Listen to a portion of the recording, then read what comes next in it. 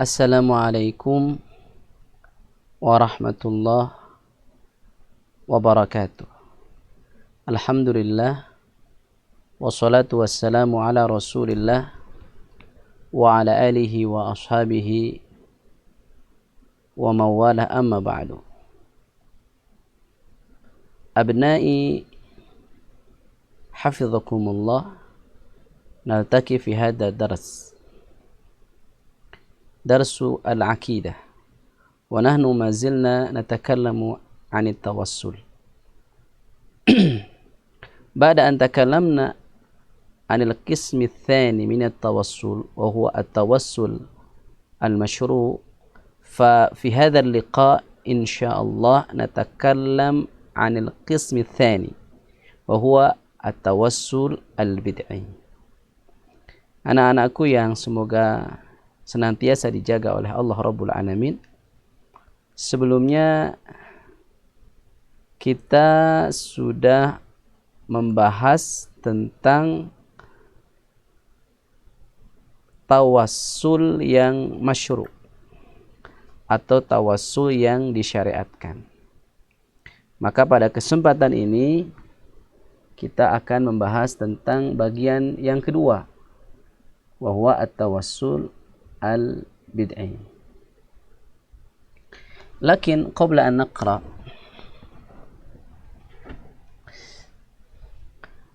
فهناك فائدة مهمة. إن الشيء المشروع يقال إنه مشروع فلا بد من أمرين. أولا أن يكون مبنيا على الدليل، وثانيا أن يكون الفهم لهذا الدليل صحيح. إذن هناك دليل صحيح واستدلال الصحيح أيضا، الاستدلال الصحيح، فلا بد من أمرين. قد يكون الدليل الصحيح ولكن الاستدلال ليس بالصحيح، الفهم ليس بالصحيح، أو قد يكون الفهم صحيح ولكن الدليل ليس بالصحيح. Jadi sebuah faedah yang sangat penting yang mesti kalian fahami, bahwa sesuatu itu ditetapkan sebagai perkara yang masyru' atau disyariatkan, itu mesti memenuhi dua perkara. Yang pertama, memiliki dalil yang menjadi pijakannya. Yang kedua adalah benarnya pemahaman terhadap dalil tersebut. Karena bisa jadi satu amalan dalilnya ada, dalilnya sahih, cuma pemahaman terhadap dalil tersebut itu tidak benar. Atau cara memahami dalil benar, tetapi ternyata dalilnya adalah tidak sahih. Maka kalau kita katakan atau jika ada pertanyaan, at-tawassul asy-syar'i itu yang bagaimana? Yang pertama dibangun di atas dalil yang sahih, kemudian pemahaman terhadap dalilnya itu benar. Taib naqra hadha al-kitab. Qala al-musannif al-qismu tsani, bagian yang kedua. Apa itu bagian yang kedua? At-tawassulul bid'i, tawassul yang bid'ah. Arafna fima sabaqa at-tawassul al-masyru'a wa adillatahu. Sebelumnya kita sudah mengetahui tawassul yang disyariatkan beserta dalil-dalilnya. Tawassul al-masyru' itu sebagaimana telah dibahas sebelumnya ada tiga. Pertama, tawassul dengan nama dan sifat Allah. Yang kedua, tawassul dengan amal saleh. Yang ketiga, tawassul dengan doa seorang muslim yang saleh. Wa min huna na'lamu anna ma 'adahu min at-tawassulati katawassuli bihaqqi fulanin au jahi fulanin la ya'du an yakuna tawassulan bid'iyyan wa wasilatan min wasaili syirki. Wa min huna, karena itu atau darinya kita mengetahui bahwa tawassul selain yang tiga tersebut, katawassul bihaqqi fulan, misalnya tawassul dengan haknya fulan, haknya Nabi misalnya, au jahi fulan, atau kedudukan fulan, la ya'du an yakuna tawassulan bid'iyan, tidak akan keluar dari posisinya sebagai tawassul yang bid'ah. Jadi bisa dipastikan selain tawassul yang tiga adalah tawassul bid'ah, karena tidak ada dalil. Kalaupun ada dalil, pemahamannya tidak demikian. Bahkan wa wasilatan min wasaili syirki, termasuk media di antara media-media kesyirikan, termasuk jalan yang bisa mengantarkan seseorang kepada kesyirikan. Na'udzubillah tsumma na'udzubillahi min dzalik. Walam yadulla alaihi dalilun min kitabillahi wala min sunnati rasulillahi sallallahu alaihi wasallam. Tidak ada satu dalil pun yang menunjukkannya. Walam yadulla alaihi dalilun, tidak ada satu dalil pun yang menunjukkannya. Min kitabillah, baik dari kitabullah yakni Al-Quran, wala min sunnati rasulillahi sallallahu alaihi wasallam, baik dari sunnah Rasulullah sallallahu alaihi wasallam. Walam yu'raf an ahadin minas sahabati walat tabi'in, juga tidak diketahui dari seorang pun dari kalangan sahabat, demikian pula tabi'in. Tidak ada seorang sahabat yang melakukannya demikian. Demikian pula seorang tabi'in yang melakukan hal itu. Wadzalika kafin fi butlani hadhihi tawassulati al-muhdatsah. Dan hal itu sudah cukup menunjukkan kebatilan tawassul baru seperti itu. Adam wujudid dalil minal kitabi was sunnah. Kadzalika walam yu'raf min ahadin minas sahabah walam yu'raf an ahadin minas sahabah walat tabi'in. Dzalika kafin fi butlan hadhihi tawassulat al-muhdatsah. Itu sudah cukup menunjukkan bahwa tawassul yang seperti itu, selain yang tiga yang telah disebutkan sebelumnya, itu adalah tawassul bid'ah, tawassul yang batil. Kemudian penulis mengatakan syubuhatun waradduha fi babit tawassul. Beberapa syubhat dan bantahan di dalam masalah tawassul. Al-qailuna bi jawazit tawassuli bidzawati wal jah yastadilluna bi adillatin la takhruju an ahadi amrayni, imma an takuna nususan sahihatan yuharrifunaha an ma'naha wa yahmilunaha ma la tahtamilu, wa imma an takuna ahaditha mawdu'atan aw dha'ifatan la yu'tamadu 'alaiha.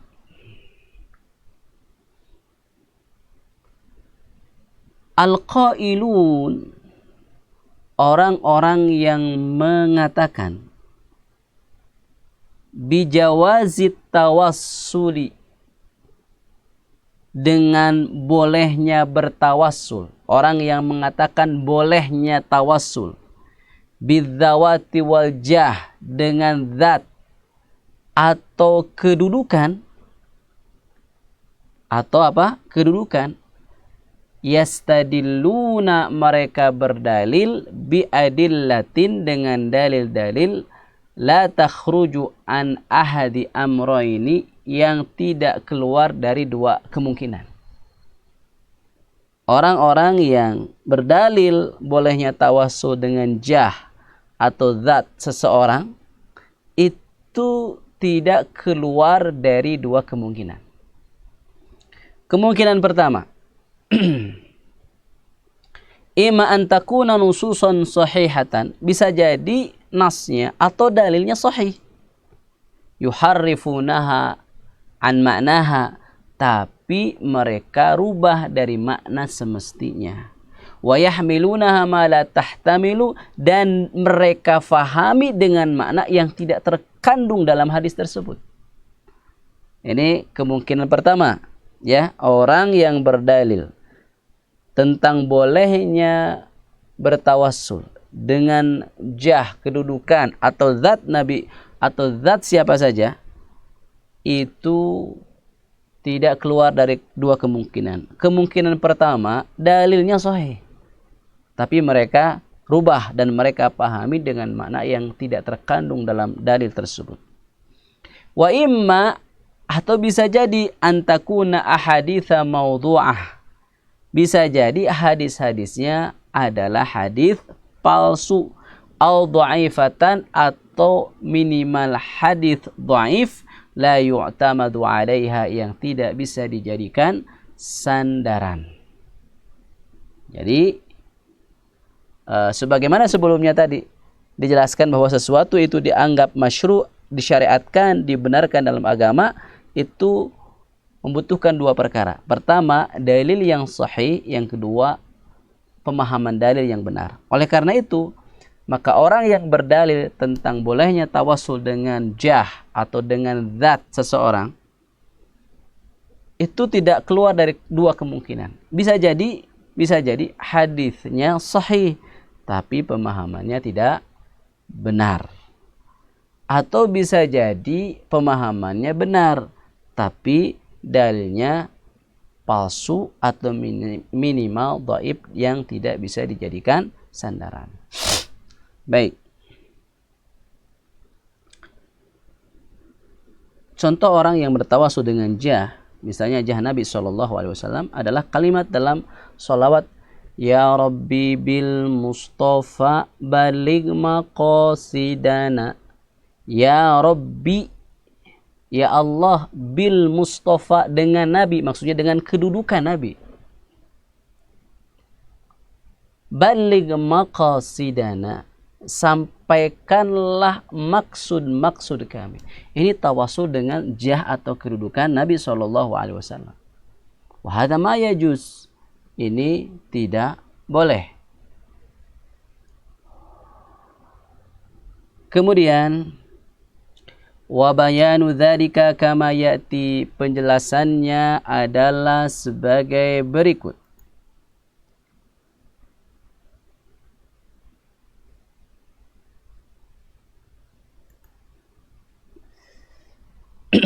Asyubhatul awal, as-sahih an naqul asyubhatul ula. Sahih, rubama hadha khata tibai, salah cetak. As-sahih asyubhatul ula, syubhat yang pertama. Apa itu syubhat yang pertama? An-nususu allati hammaluha ma la tahtamilu, dalil-dalil yang mereka fahami dengan makna yang tidak terkandung dalam dalil tersebut. Wa asyharuha haditsan, dan yang paling terkenal adalah dua hadis. Jadi bagian yang pertama adalah membantah syubhat dalam bentuk dalil-dalil sahih, tapi dipahami dengan pemahaman yang tidak benar.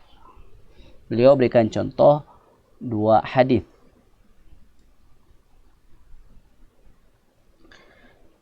Al-hadithul awal, hadis yang pertama, ma rawahul Bukhari rahimahullah ta'ala, hadis yang diriwayatkan oleh Al-Imam Al-Bukhari rahimahullahu ta'ala, an Anasin radhiyallahu ta'ala anhu, dari sahabat Anas radhiyallahu ta'ala anhu.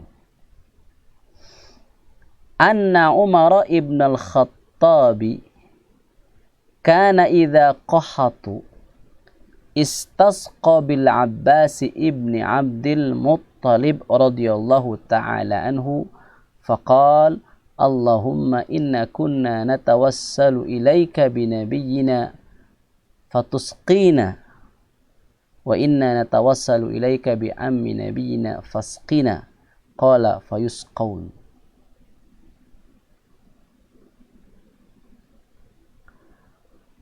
Anna Umar,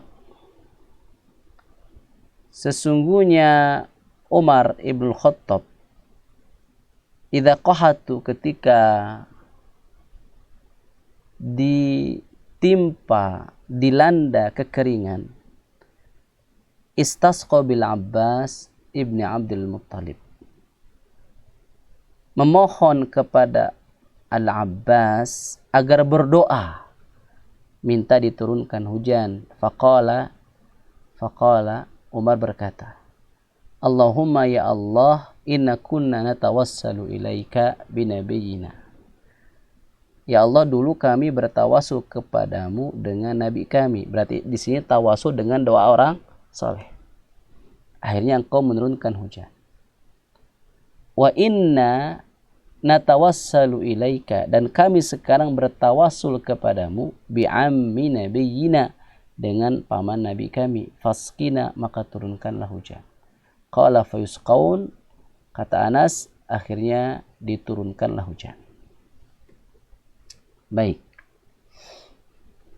Fayafhamuna min hadha al-hadith anna tawassula Umar radhiyallahu anhu innama kana bijahi al-Abbas wa makanatihi 'inda Allah subhanahu, wa anna tawassulahu kana mujarrada dzikrin minhu lil Abbas fi du'aihi wa talaban min Allah bihi an yasqiyahum min ajlihi.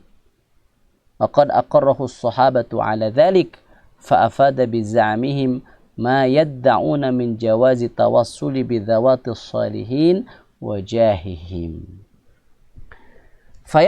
Fayafhamuna min hadzal hadith, dengan hadis di atas mereka memahami anna tawassula Umar radhiyallahu ta'ala anhu, bahwasanya tawassulnya Umar innama kana bijahil Abbas wa makanatihi indallah, hanya dengan kedudukan Al-Abbas di sisi Allah. Jah makana ini fi nafsil ma'na.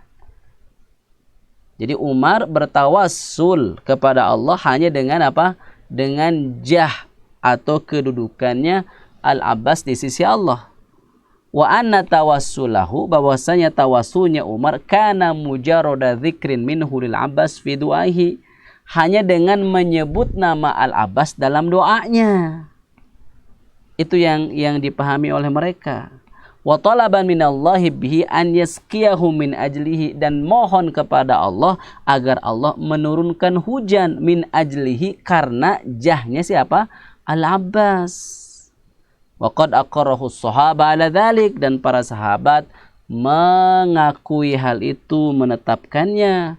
Maka fa'afada bizamihim, dengan dugaan mereka itu menunjukkan ma yadda'un, apa yang mereka duga, apa?